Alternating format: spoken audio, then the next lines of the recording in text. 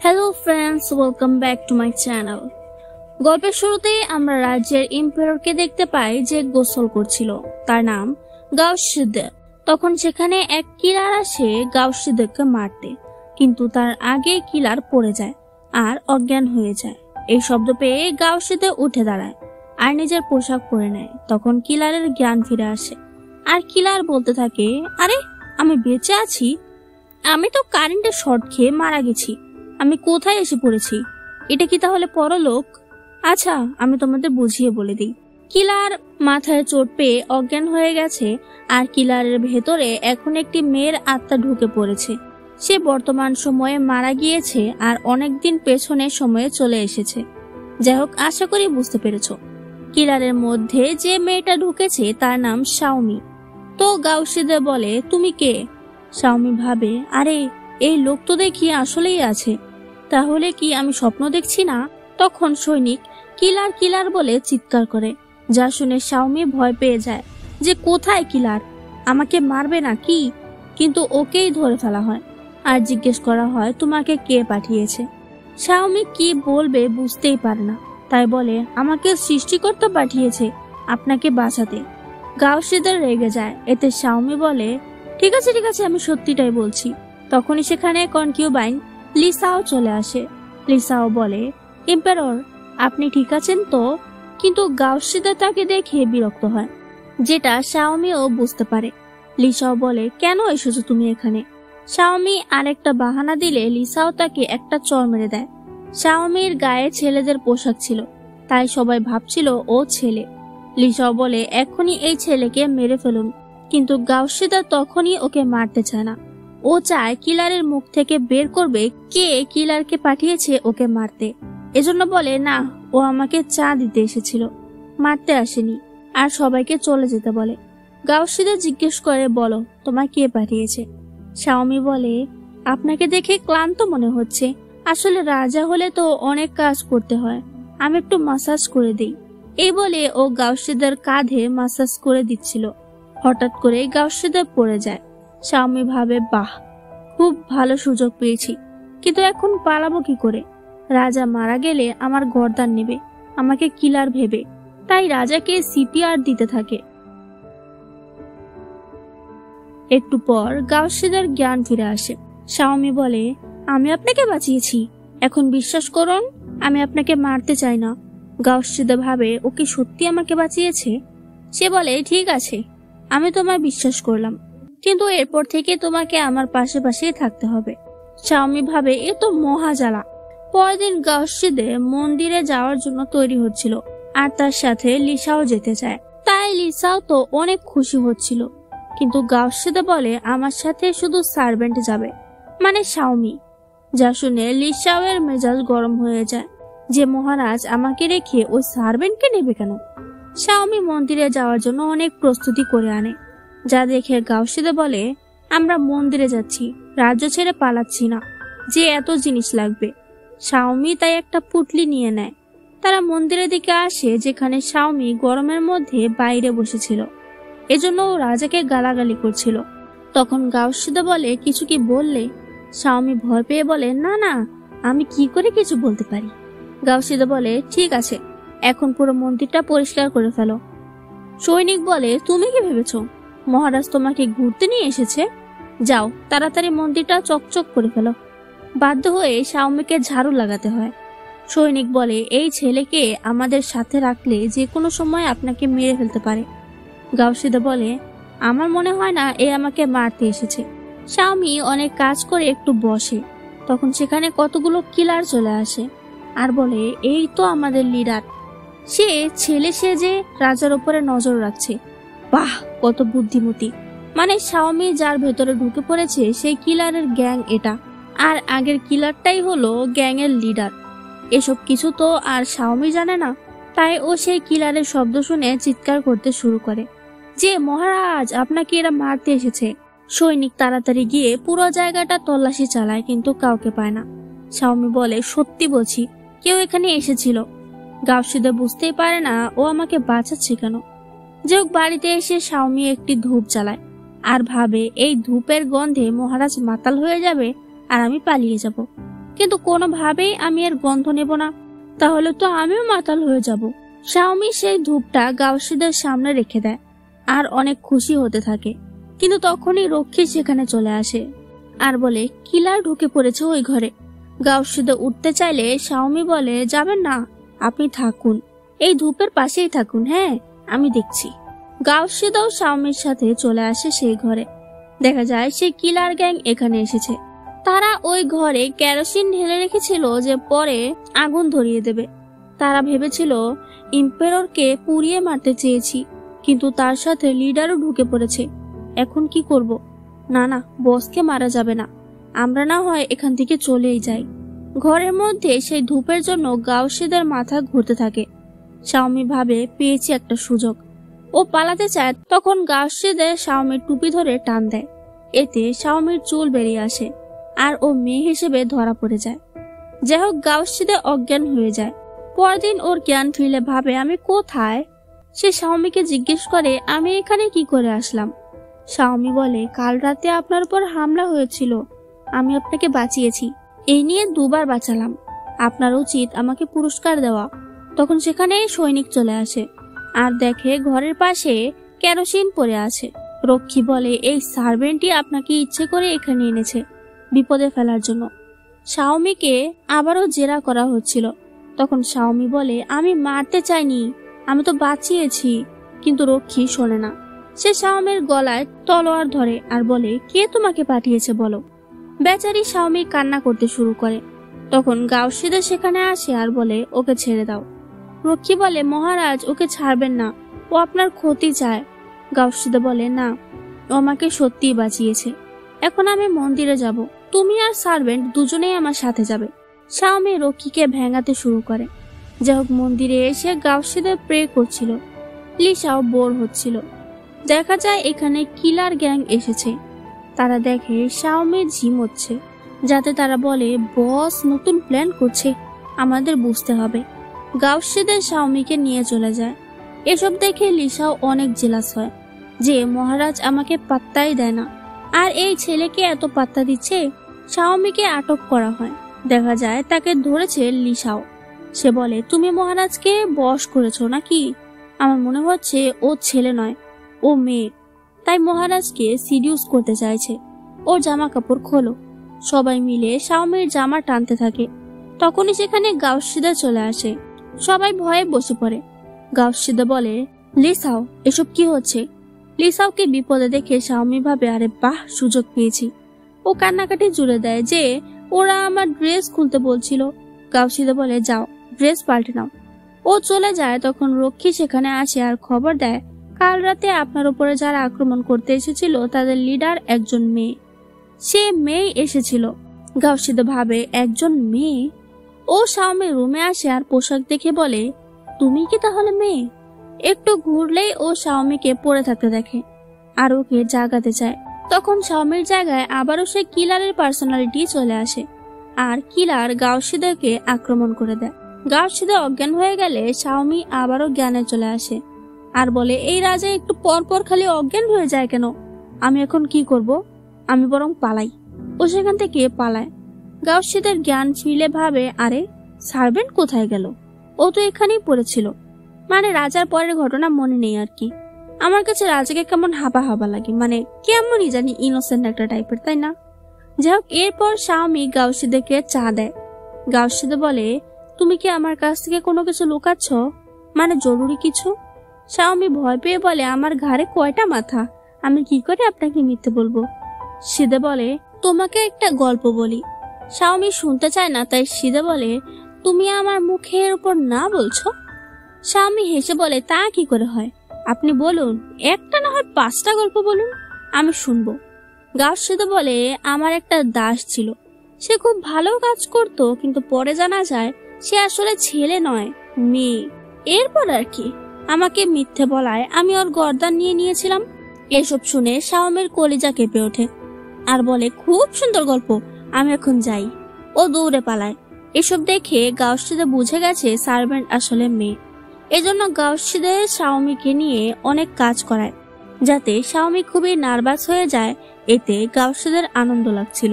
যাই হোক, এরপর রক্ষী বলে আমি কিলার লিডারের ছবি দেখেছি, এই সার্ভেন্টই সেই কিলার। ও অনেক ভালো মার্শাল আর্ট পারে আর অনেক স্ট্রং। সিদে বলে ওয়াও, ইন্টারেস্টিং। তখনই শাওমির পা পিছলে যায় আর ঠাস করে পড়ে যায়। সিদে বলে তোমার মাথায় অ্যাসিডিটি হয়েছে, ও যদি এতই স্ট্রং হয় তাহলে এসব কি নাটক নাকি? সে শাওমিকে উঠিয়ে চলে যায়। সব দাসদাসীরা হাঁ হয়ে যায়। লিসাও এসব দেখে অনেক রেগে যায় আর বিনা কারণে এই দাসীকে শাস্তি দেয়। আর সার্ভেন্টদের ইনচার্জকে বলে ওই সার্ভেন্টের আসল পরিচয় আমাকে জানান, আমি শিওর ও মেয়ে, দরকার পড়লে জামা কাপড় খুলবেন। সার্ভেন্ট এতে রাজি হয়। তাই সে সকল সার্ভেন্টকে এখানে ডাকে। শাওমিও এখানে এসেছে। ও জিজ্ঞেস করে কেন ডেকেছে গো আমাদের? আরেক দাস বলে আমাদের ফিজিক্যাল চেক আপ হবে। যা শুনে শাওমির আত্মা কেঁপে ওঠে। লিডার বলে সবাই নিজের কাপড় খোলো। শাওমি বলে ও, আমাকে এম্পায়ারও ডেকেছে, অন্য একদিন আমার চেক আপ করবেন। কিন্তু লিডার কোনো মতে রাজি হয় না। তাই শাওমি লিডারকে একটি মূল্যবান জিনিস দেয় আর বলে এবার আমি আসি। লিডার জিনিসটা নেয়, কিন্তু তখন লিসাও বলে আরে আপনি ওকে যেতে দিচ্ছেন নাকি? লিডার বলে না না, এই তুমি কাপড় খোলো। শাওমি মনে মনে বলে বুড়ো, লিসা আবার টাকা বেশি তাই তার পক্ষে চলে গেলি। শাওমি অনেক ভয় পেয়ে যায় যে আমি ধরা পড়ে গেলে রাজা আমাকে মেরে ফেলবে, আমি এখন কি করব? তখন গাওসিদে সেখানে আসে। লিসাও বলে মহারাজ দেখুন, এই সার্ভেন্ট লিডারের কথাও শুনছে না। ও কেন শুনছে না? নিশ্চয় কোনো ঘাপলা আছে। সিদ্ধে বলে ঠিক আছে, আমি চেক আপ করবো, তোমরা যাও। সবাই চলে যায়। তখন গাওসিদে বলে শুরু করো, আমি চেক আপ করবো। শাওমি স্ট্যাচু হয়ে দাঁড়িয়েছিল।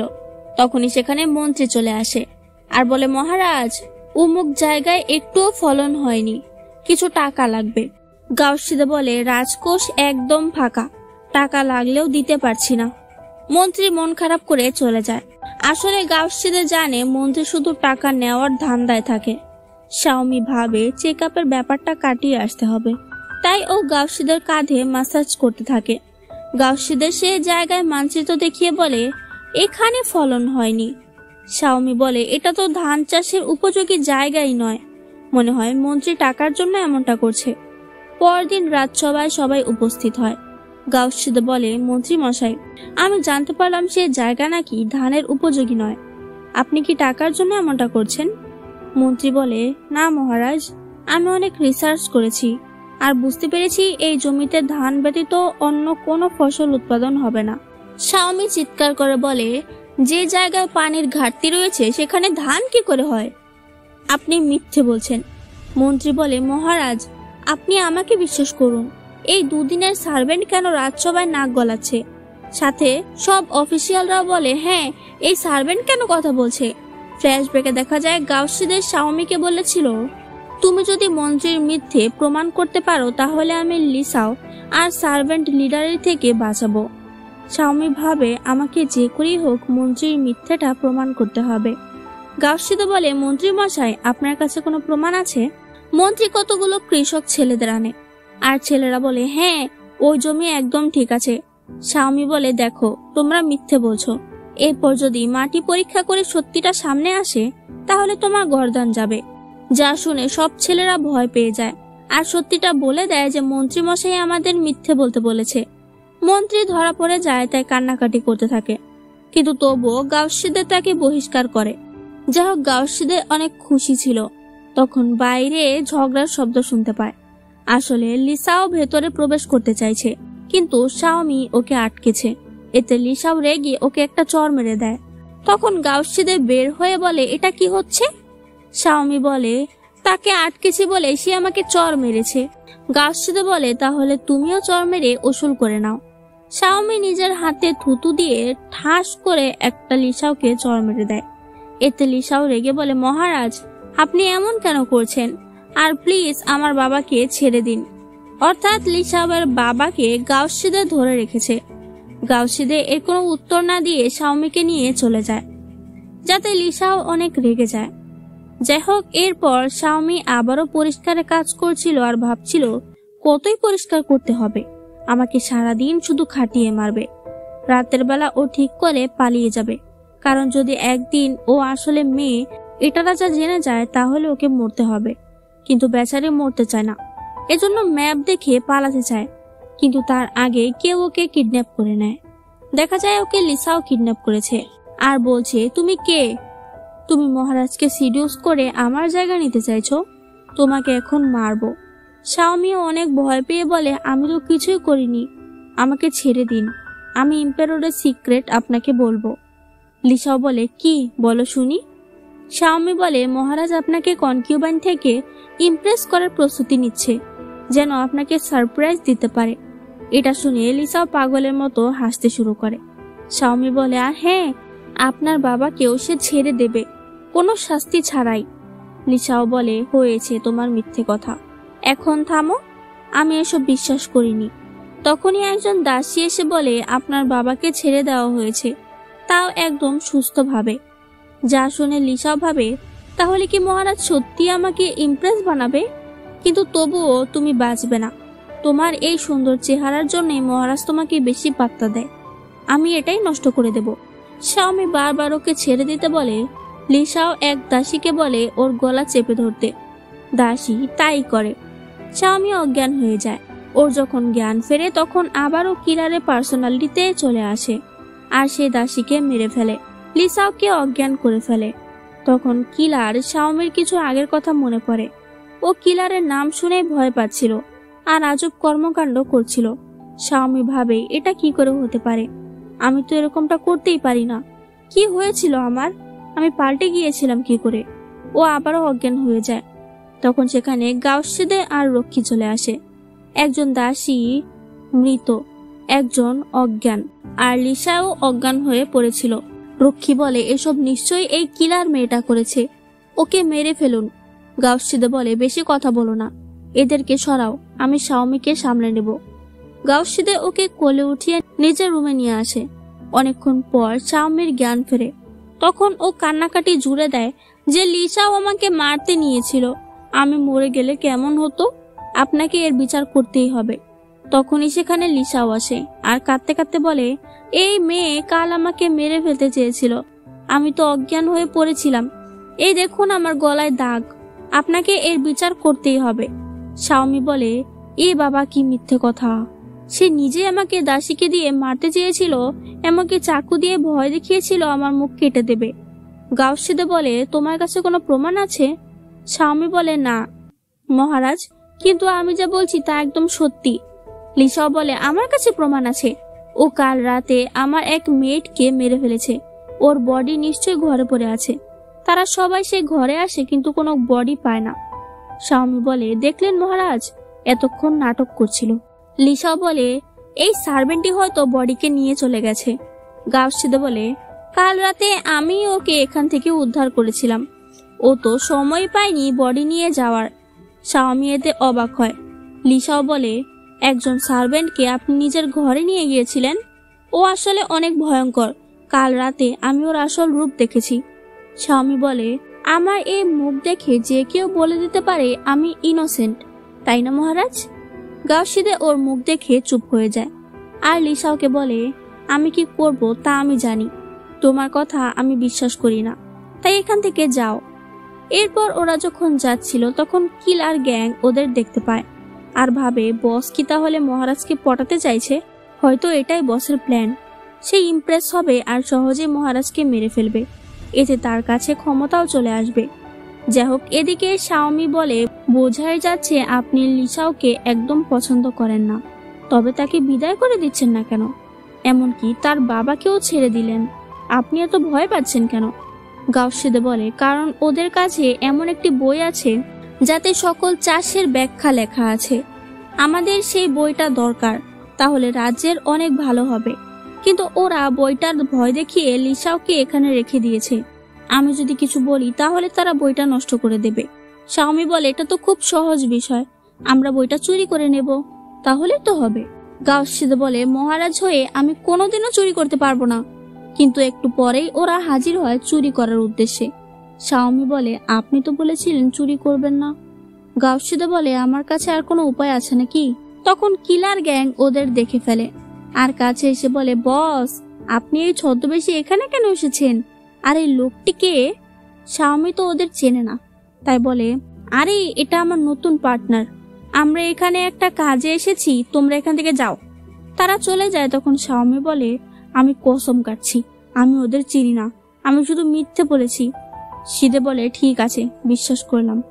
এরপর ওরা ঘরে ঢোকে বইটা খোঁজার জন্য। শাওমি বলে, মহারাজ জলদি করুন, না হলে আমার গর্দান যাবে। মহারাজ সে বইটা খুঁজে পায় আর দুজনে লুকিয়ে পড়ে। ওরা যখন পালাতে চায় তখন শাওমি পড়ে গিয়ে অনেক ব্যথা পায়, এজন্য গাউসিদে ওকে কোলে উঠিয়ে দৌড় লাগায়।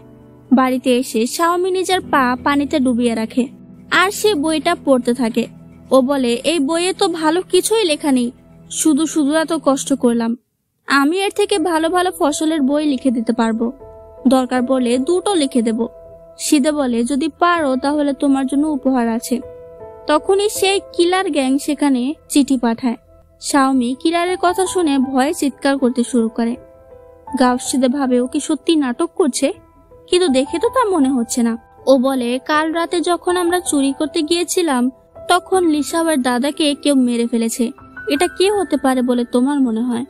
শাওমি বলে, আমি সত্যি কিলার বসকে চিনি না। এই চিঠিটা এই বাড়িতে পাঠানো হয়েছে, তার মানে এই বাড়ির কেউই কিলার বস। আমার মনে হয় এটা সেই লিসাও হতে পারে, অথবা লিসাওয়ের দাসী হতে পারে। সিদে বলে, ও কি নিজের দাদাকে মারবে? যাতে শাওমি চুপ হয়ে যায়। সেদিন রাজসভায় লিসাওয়ের বাবা এসে বলে, আমার বাবাকে কাল রাতে মারা হয়েছে। অনেকগুলো সৈনিক এই সার্ভেন্টকে আমার বাড়ির আশেপাশে দেখেছিল, ওই আমার বাবাকে মেরেছে। গাউসিদে বলে, তোমার কাছে আর কোনো প্রমাণ আছে? তখন বাবা একটি সিল বের করে আর বলে, এটা এই সার্ভেন্টের। শাওমি দেখে সত্যি তার কাছে সিল নেই। বাবা বলে, আপনার কি আরো প্রমাণের দরকার আছে? এমনিতেও এই সার্ভেন্টের উপরে আরেকটা দাসীর মারা যাওয়ার দোষ আছে। শাওমি কান্না করতে শুরু করে, কিন্তু তবুও গাউসিদে শাওমিকে কারাগারে পাঠিয়ে দেয়, কারণ আর কোনো উপায় নেই। লিসাওয়ের বাবাকেও আবার জেলে পাঠিয়ে দেয় করাপশনের দায়ে। কারাগারে এসে শাওমি গাউসিদের নামে অনেক আজব আজব কথা বলতে থাকে, যা সৈনিক শুনে ফেলে। ও দৌড়ে গিয়ে গাউসিদেকে এসব বলে আর বলে, এই শাওমিকে মেরে ফেলা উচিত। তখন গাউসিদে বলে, না, ওর যেন কোনো ক্ষতি না হয়, যা শুনে সৈনিকেরও অনেক রাগ হয়। তখন ও নিজেই আসে কারাগারে আর শাওমির কথা শুনে বলে, তুমি আমার নামে দুর্নাম ছড়াচ্ছ। এতে শাওমি বলে, না না, আমি কি করে আপনার নামে কিছু বলতে পারি। যাই হোক, তখন গাউসিদে ওকে ছাড়িয়ে নিয়ে আসে। ছাড়া পেয়ে শাওমি আবারও গাউসিদের খ্যাদমত করতে থাকে। তখন লিসাও সার্ভেন্টদের ইনচার্জকে নিয়ে আসে আর বলে, ইনচার্জ বুঝতে পেরেছে এটা আসলে মেয়ে, তাই আমরা আবারও পরীক্ষা করতে চাই। পরীক্ষা করেও কোনো লাভ হয় না, কারণ শাওমি আগে থেকেই সুর পড়েছিল। তাই গাউসিদের ইনচার্জকে চাকরি থেকে বের করে দেয় আর শাওমিকে নতুন ইনচার্জ বানায়। তখন লিসাও বসে পড়ে আর বলে, আমার বাবাকে ছেড়ে দিন, না হলে কিন্তু আমি আমাদের কাছে থাকা চাষের বইটি নষ্ট করে দেব। তখন শাওমি নিজের হাতে লেখা একটি বই বের করে আর বলে, এতে ওই বইয়ের চাইতে ভালো টিপস লেখা আছে, তাই আপনার উচিত এই বইটা ফলো করা। লিসাও চেক করে বুঝতে পারে সত্যিই তো এই বইটা তো আরো ভালো। আসলে শাওমি মডার্ন যুগ থেকে এসেছে তো, তাই ও চাষাবাদ সম্পর্কে অনেক ভালো কিছু জানে। একটু পর শাওমি হঠাৎ করে অসুস্থ হয়ে যায় আর অজ্ঞান হয়ে যায়। গাউসিদে ভয় পেয়ে ডাক্তারকে ডাকে। তখন ডাক্তার ওর চেক আপ করে আর বলে, তেমন কিছুই না, খাবার দাবার খেলে ঠিক হয়ে যাবে মেয়েটা। অর্থাৎ ডাক্তার বুঝতে পেরেছে শাওমি একটা মেয়ে। গাউসিদে এটা আগে থেকেই জানতো, তাই বলে, এই কথা যেন ঘরের বাইরে না যায়, গেলে তোমার খবর আছে। ডাক্তার ভয় পেয়ে চলে যায়। শাওমির জ্ঞান ফিরলে ওকে সার্ভেন্ট ইনচার্জের ড্রেস দেওয়া হয় আর অনেক খাবার দেওয়া হয়, কারণ ডাক্তার বলেছে খাবার খেলে সুস্থ হয়ে যাবে। এরই দরুন গাউসিদে শাওমির মুখ পরিষ্কার করে দেয়, যা দেখে লিসাও জ্বলে ওঠে। যাই হোক, গাউসিদে ভিতরে এসে সে বইটি প্রাইম মিনিস্টারকে দেখিয়ে বলে, এর মধ্যে যে টিপস গুলো আছে সেগুলো দিয়ে ভালো চাষ হবে। প্রাইম মিনিস্টার বলে, এখানে তো অনেক ভালো ভালো টিপস আছে, এর কথা মতো চললে আমরা অনেক সাফল্য পাবো। সে অনেক খুশি হয়ে যায় যে শাওমি এটা লিখেছে। শাওমি এখনো খাবার খাচ্ছিল, এসব দূর থেকে কিলার গ্যাং দেখছিল আর ভাবছিল বস কি করতে চাইছে। এটা হয়তো আমরা কোনোদিনও বুঝতে পারবো না। যাই হোক, সৈনিক এসে বলে 6th প্রিন্স চলে এসেছে। আর 6th প্রিন্সের কথা শুনে গাউসিদার মুখ কালো হয়ে যায়, যা শাওমি বুঝতে পারে না। তাই ও এক দাসীকে জিজ্ঞেস করে 6th প্রিন্সের ব্যাপারে। দাসী বলে ইম্পেরর কাউকে উইল লিখে যায়নি, 6ষ্ঠ প্রিন্সেরই ইম্পেরর হওয়ার কথা ছিল, কিন্তু গাউসিদে আগেই ইম্পেররকে মেরে জোর করে সিংহাসন ছিনিয়ে নিয়েছিল। শাওমি বলে ও আচ্ছা, কিন্তু ওই দাসী শাওমিকে ছেলে মনে করে ক্রাশ খেয়ে ফেলে। শাওমি কোনো মতে পালিয়ে বাঁচে। এরপর 6ষ্ঠ রাজকুমার চলে আসে, আর তার নাম হলো গাও লিয়ান। আমরা তাকে লিয়ান বলে ডাকবো। গাউসিদে লিয়ানকে দেখে ভালো মতোই স্বাগতম জানায়, আর শাওমি লিয়ানকে চা দিতে যায়। তখন লিয়ান শাওমিকে চিনতে পারে। আসলে লিয়ানই শাওমিকে পাঠিয়েছিল গাউসিদেকে মারার জন্য। লিয়ান বলে তাহলে তুমি এখানে এসে গাউসিদের অনেক প্রিয় পাত্র হয়ে গেছো। এক কাজ করো, তুমি আমার সার্ভেন্ট হয়ে যাও। শাওমি বলে তা কি করে হয়, আমি এটা পারবো না। গাউসিদে এসব শুনতে পায়, তাই শাওমির উপরে রেগে যায় যে তুমি এমন কি করছো যে লিয়ান তোমাকে পার্সোনাল সার্ভেন্ট বানাতে চাইছে। শাওমি বলে মনে হয় আমি অনেক হ্যান্ডসাম তো, তাই আর কি। লিয়ান বলে আরে আমি তো মজা করছি। শাওমি বেরিয়ে আসলে আবারও সেই দাসী ফ্লার্ট করতে শুরু করে, যাতে শাওমি বিরক্ত হয়ে যায় আর রুমে এসে ভাবে ধুর, মেয়েরা কত ভালো ভালো ড্রেস পরে, অথচ আমি এই খয়রাতির ড্রেস পরেই জীবন কাটিয়ে দিলাম। তখন ও লুকিয়ে লুকিয়ে মেয়েদের ড্রেস পরে আর জুয়েলারিও পরে। শাওমি ভাবে কতদিন পর ভালো একটা ড্রেস পরলাম। তখনই ও শুনতে পায় 2 ভাই ড্রিঙ্কস করে ঘরে আসছে। ও ভয় পেয়ে তাড়াতাড়ি লুকিয়ে পড়ে। লিয়ান বলে তোমার সার্ভেন্টকে আমাকে দিয়ে দাও। গাউসিদে বলে নিয়ে নাও, তুমি যা চাইবে আমি তাই দেব, আর এমনিতেও সার্ভেন্টটা অনেক বোকা। এসব কথা শাওমি শুনছিল। এই রাজা দেখি আমার পেছনে আরেক মানুষ। তারা দুজন ঘুমিয়ে পড়ে। তখন শাওমি বেরিয়ে এসে দুজনকেই বকতে থাকে। হঠাৎ লিয়ান চোখ খোলে আর ওকে বাইরে নিয়ে আসে। লিয়ান বলে আমার জন্যই তুমি সেজেছো বুঝি, আমাকে সিডিউস করতে। শাওমি বলে না না, আমি তো দেখছিলাম কেমন লাগে আমাকে মেয়েদের পোশাকে। লিয়ান বলে তোমাকে আমি টাকা দিয়েছি জলদি ওই রাজাকে মেরে ফেলতে, আমি কোনো কথা শুনবো না, এ কাজ করতেই হবে। শাওমি বুঝতে পারে না, তাই বলে হ্যাঁ হ্যাঁ নো প্রবলেম। এসব কথা গাউসিদে শুনে ফেলে। তাই শাওমি যখন ঘরে আসে তখন ও শাওমির গলায় তলোয়ার ধরে, এতে রক্ষীরাও তলোয়ার ধরে। গাউসিদে বলে তুমি লিয়ানের সাথে আমার বিরুদ্ধে সমালোচনা করছো, ও তোমাকে পাঠিয়েছে তাই না? শাওমি বলে আমি জানি না, আমি শুধু একটা জিনিস জানি, লিয়ান আপনাকে মারতে চাইছে। আমাকে যে কি বললো আমি কিছুই বুঝতে পারলাম না, শুধু হ্যাঁ হ্যাঁ বলে গেলাম। সৈনিক বলে মনে হয় মেয়েটা মিথ্যে বলছে। তখনই একটা রক্ষী এসে খবর দেয় লিসাওয়ের বাবা কারাগারে মারা গেছে। যাই হোক, এরপর গাউসিদে সব রক্ষীদের পাঠিয়ে শাওমির রুমে আসে, কিন্তু রুমে শাওমি ছিল না। একটি চিঠি পড়েছিল যে আমি চলে যাচ্ছি। দেখা যায় শাওমি দাসীদের পোশাক পরে এখান থেকে পালাচ্ছিল, কিন্তু ওকে লিসাও ধরে ফেলে আর বলে তোমার জন্য আমার বাবাকে আবারও জেলে যেতে হয়েছিল আর সে মারা গেছে, আমি তোমাকে ছাড়বো না। লিসাও শাওমিকে ধরে নিয়ে আসে আর প্রচুর মারতে থাকে। এত খারাপ ভাবে মারে যে শাওমি অজ্ঞান হয়ে যায়। লিসাও তার দাসীকে বলে এই মেয়েটাকে আমি মেরেছি এটার জন্য কেউ না জানে। দাসীরা রাজি হয়। যাই হোক, অনেক খোঁজাখুঁজির পর গাউসিদে শাওমিকে খুঁজে পায়, কিন্তু শাওমির গায়ে আঘাতের চিহ্ন দেখে ও অনেক রেগে যায় আর বলে কে শাওমির এ অবস্থা করেছে তাকে খুঁজে বের করো। আর ডাক্তারকে বলে যে করেই হোক শাওমিকে সুস্থ করতে। ডাক্তার বলে ওর গায়ে বিষ পাওয়া গেছে, এই ঔষধ আমার কাছে নেই। গাউসিদে পাগল হয়ে যায়। তখন লিয়ান সেখানে আসে আর একটি ঔষধ দিয়ে বলে এটাই হয়তো কাজ হবে। ফ্ল্যাশব্যাকে দেখা যায় লিয়ান লিসাওয়ের কাছে বিষের অ্যান্টিডোট চেয়েছিল। তখন লিসাও বলে ঠিক আছে দেব, কিন্তু ওকে তোমাকেই মারতে হবে, ওর জন্য আমার বাবা মারা গেছে। লিয়ান ভাবে ও গাউসিদেকে মারলেই আমি ওকে মেরে দেব। এই অ্যান্টিডোট পেয়ে ডাক্তার শাওমিকে বাঁচায়। শাওমির জ্ঞান ফিরলে ওর মধ্যে কিলারের পার্সোনালিটি চলে আসে আর ও সব মনে পড়ে যায় যে মাথায় আঘাত লাগার পর থেকে ও কেমন সুইট মেয়ে হয়ে গিয়েছিল। শাওমি কিছুই বুঝতে পারে না। গাউসিদে জানতে পারে শাওমিকে মেরেছে লিসাও, তাই সে লিসাওকে কারাগারে ঢুকিয়ে দেয়।